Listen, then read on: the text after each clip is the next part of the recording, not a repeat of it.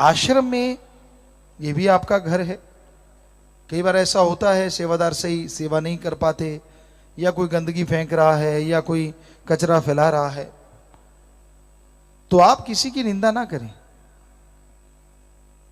ये मत कहिए यार आश्रम में तो ऐसा ही है, ऐसा ही होता है यार, डेरे में ऐसा ही होता है यार फलां। इस तरह तो आप इनडायरेक्टली साईं मस्ताना जी शास्त्र नामदाता रहबर निंदा कर रहे हैं। हम आते थे, अपना उदाहरण देते हैं, हम तो क्या है, खाक हैं, चौकीदार हैं, पर शास्त्र नाम शाह मस्तान जी का रहमो कर्म, उनका प्यार, उनकी मोहब्बत, हम भी आते थे, हम भी डेरे में देखते थे। लेकिन हम क्या करते थे, अगर हो सके तो आप जरूर उसका अनुसरण कीजिए।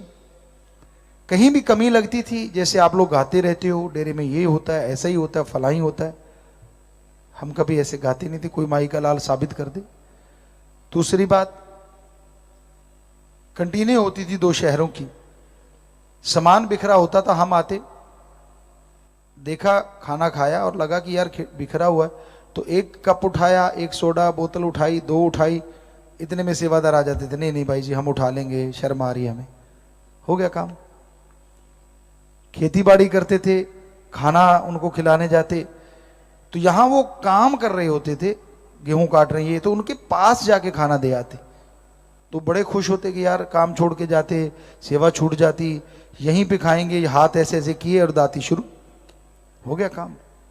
हम जाते, चलते जाते, लंगर पड़ा होता मस्ताना जी धाम में, कई लोगों की आदत अचार फेंक देना, लंगर फेंक देना, हम उसको उठा के उठाते जाते अपने जेब में डाल लेते।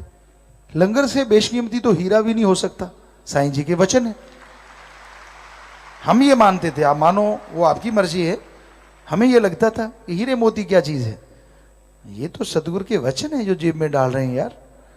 और आपको बताते हैं सच्ची बात, घर में लेके जाते पशुओं को, गऊओं को, बिना किसी को बताए चुपके से दे देते।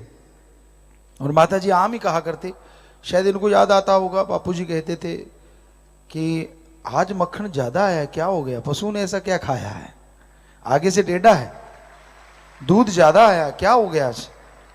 ये तो फिर शास्त्र नाम जानते थे, या फिर हम जो इन्होंने डाला था कि हो क्या गया, लंगर खाया इन्होंने। श्रद्धा तो मतलब अगर यही कहते रहो यार डेरे वाले तो ऐसे ही हैं, ऐसे फेंके रखते हैं, तो आप कौन हो, आप डेरे वाले नहीं हो। और डेरा किसका है, साईं मस्ताना जी का, शास्त्र नाम जी का, तो इनडायरेक्टली आप निंदा कर रहे हो।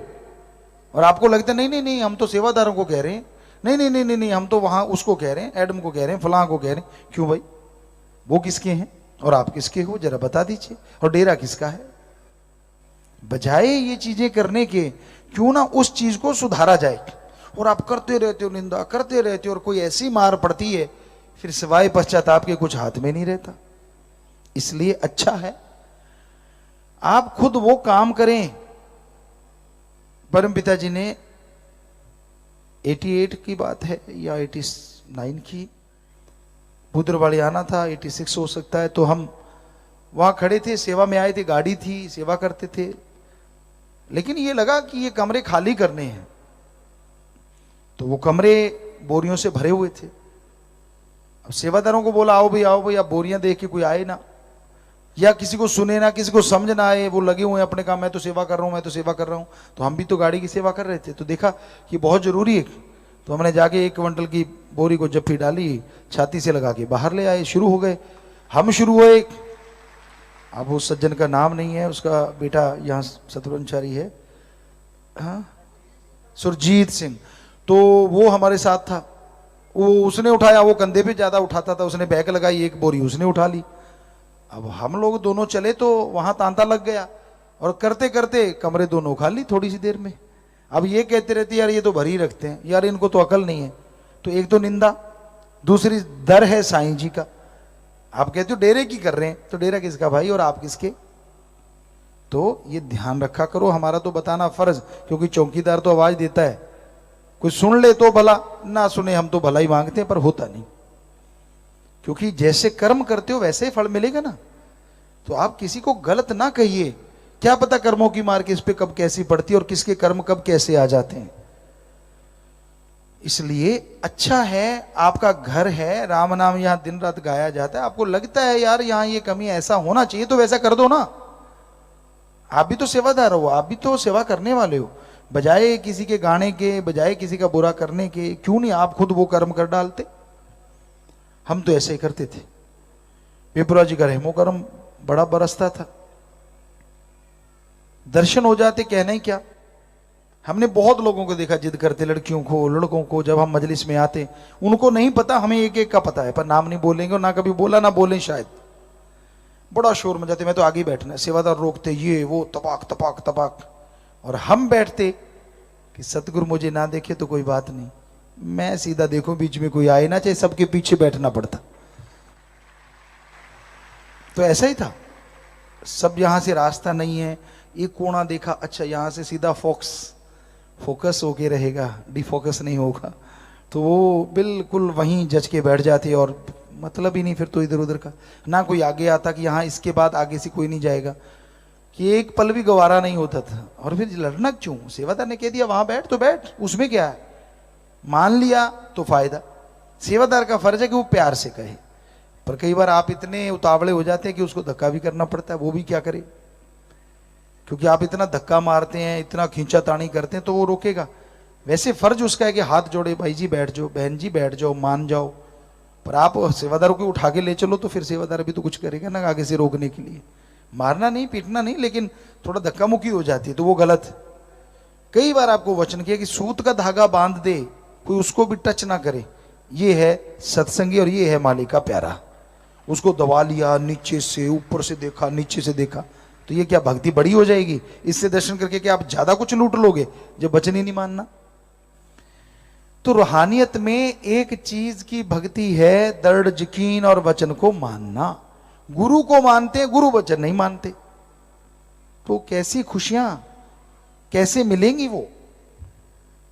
इसलिए दृढ़ यकीन रखो, और दृढ़ यकीन फकीर पे रखते हो, इनडायरेक्टली आप राम पे रखते हो, अल्लाह वाहिगुरु ईश्वर पे रखते हो, क्योंकि फकीर बात ही राम की सुनाता है, वो दूसरी की बात नहीं सुनाता, ना खुद की बड़ाई करे। हम भी ये काम करते थे तो राम की कृपा थी, शास्त्र नाम शाह मस्तान की कृपा थी।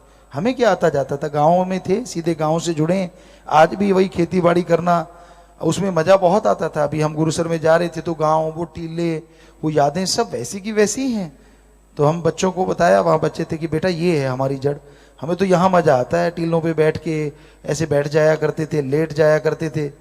हालांकि 5-7 जिसे आप लोग नौकर कहते हो, हम तो भाईचारा ही कहते थे, कभी गाली नहीं देते थे, कभी उन्हें गलत नहीं बोलते थे। वो चारपाई उठा लाते हमारे लिए, लेकिन कई बार हंसते थे, हम चारपाई को लात मारते, चारपाई दूर, यहाँ वो लेटते वहीं हम लेटते, या वो खाते वो हम खाते, और हम जो खाते वो खाते। तो ऐसा सिस्टम था शुरू से ही।